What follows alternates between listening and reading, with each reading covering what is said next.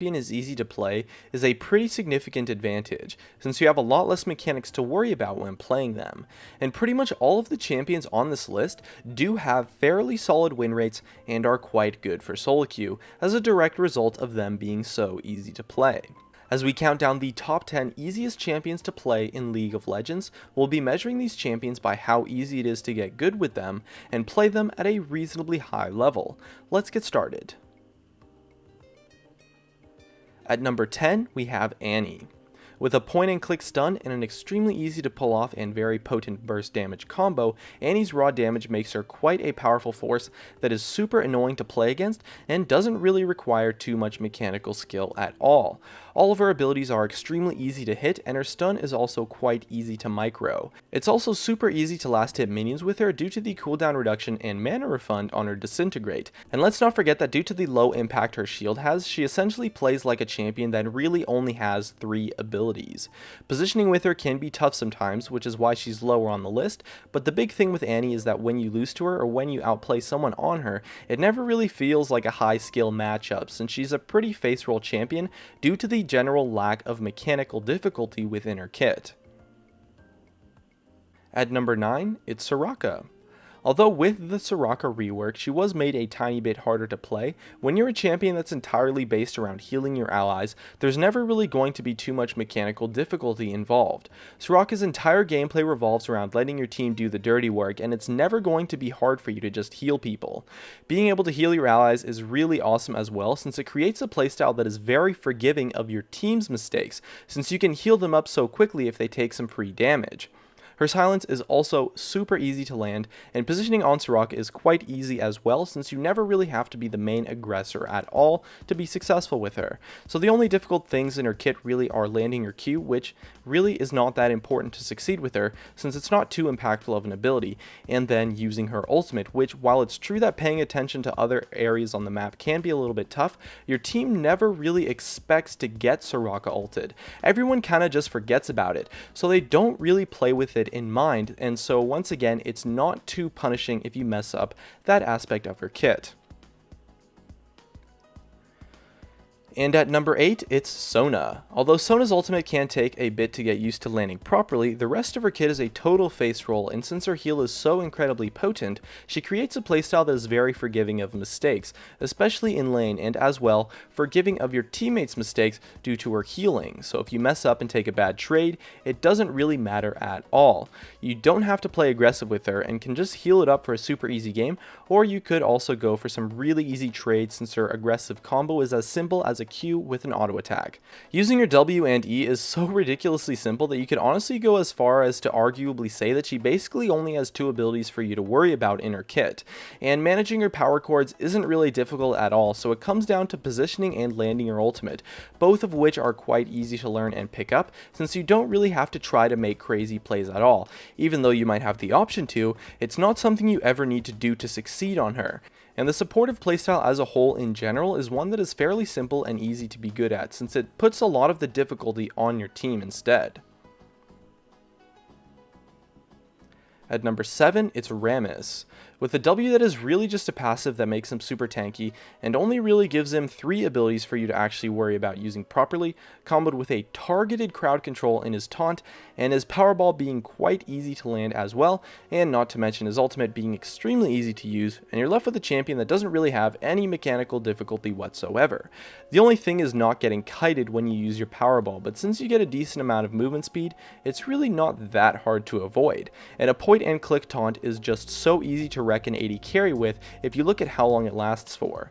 The fact that he's so damn tanky makes his playstyle super forgiving, meaning that you aren't going to get punished for a lot of mistakes that you might make on him, since it's a lot harder for the enemies to kill you. If you get caught out or mess up your positioning, it's not really going to matter that much since you're so tanky anyways and can escape with your powerball.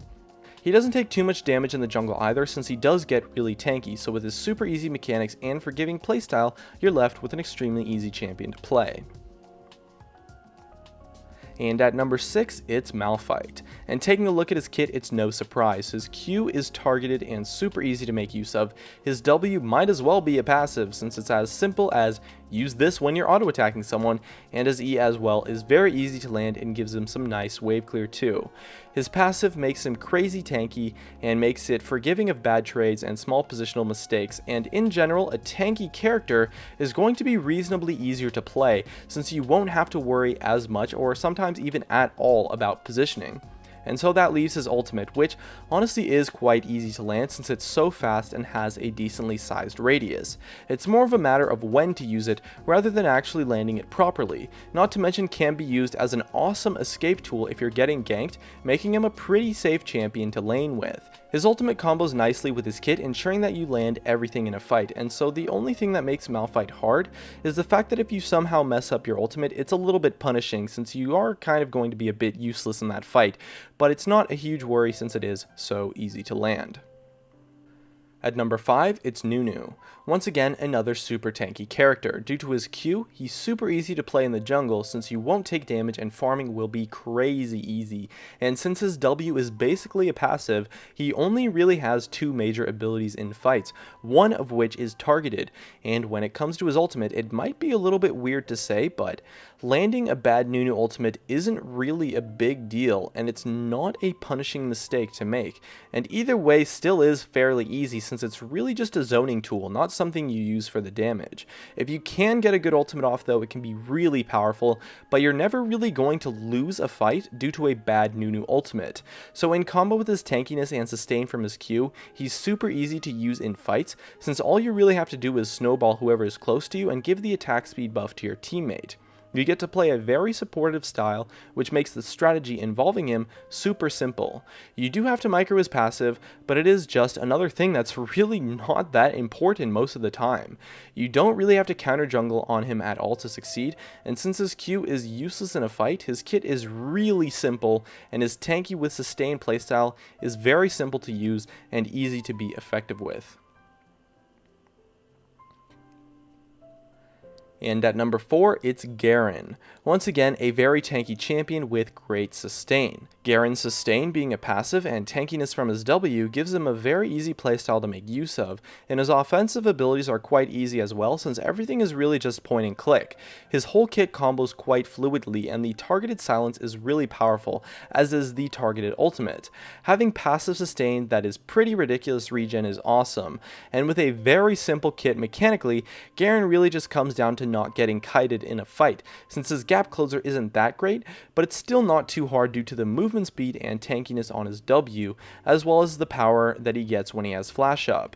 His spin has a reasonably sized range, as does his ultimate, making the abilities easy to make use of, and it's fairly difficult to make mistakes on his kit as a whole when playing Garen.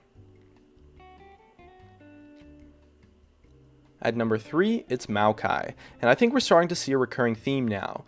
A champion that is tanky, has sustain, and doesn't really have any difficult skill shots at all is in general going to be quite an easy champion to play, and Maokai is no exception.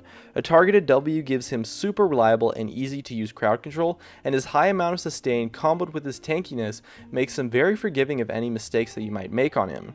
His Q is also super easy to land since you just combo with his W, and his ultimate is easy too since it has such a huge radius. His sapling can be a bit tough to land, but it's not a key part of his kit, so if you mess it up, it's not a big deal and you're not going to get punished at all. And his kit overall has some decent wave clear and damages to give you some nice tools to work with, and teamfighting with Maokai is a breeze due to the targeted W allowing you to combo your entire kit to ensure that you hit everything with no real difficulty, as the supportive nature of the champion allows your team to do most of the heavy lifting. And on number 2, we have Taric. Once again, another champion who is super tanky with great sustain, and the key part of his kit being a ranged targeted ability ensures that you're going to have quite an easy time. His W and ultimate combo nicely with his targeted stun to ensure that you aren't really going to miss them, and the tankiness and sustain makes it so that any mistakes you make in lane aren't really that punishing at all, making him a very forgiving champion, and being able to heal your ally is great too since it makes you able to forgive some of your allies' mistakes as well. A lot of his power comes from auras and passives, so all you really have to do is use his stun at decent times to be good at Taric, which is really easy since it is targeted with a pretty nice range on it. His mechanics and kit are just super simple, you can't really mess it up. I mean, I guess you could maybe miss his W sometimes since it does have somewhat of a low range, but when comboed with his stun, it's not really going to happen, so you're left with a champion that is just super easy to play. And at number 1, it's Warwick. First off, 2 of his abilities are basically passives, so you're left with really only 2 abilities in his kit for you to worry about, both of which are completely targeted and have pretty nice ranges. He's also super tanky with fantastic sustain to ensure that you're never going to get caught low in the jungle. His ultimate is super easy to make use of since it's really just point and click, and since it's a great gap closer, you aren't going to have to worry about being kited. And since he's tanky with sustain, his kit is very forgiving of mistakes and positioning poorly isn't a big deal either. And with his ultimate, he's super easy to be very impactful on, and so really all you have to learn is to just not jump in 1 vs 5.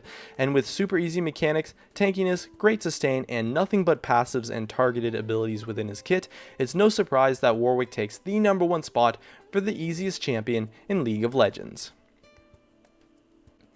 And that just about wraps it up. If you enjoyed the video, make sure to hit that like button to help support me, as well as you can subscribe for some more awesome content in the future. Definitely make sure to check out some of my other videos on the screen too. Thanks for watching, and I'll see you guys next time.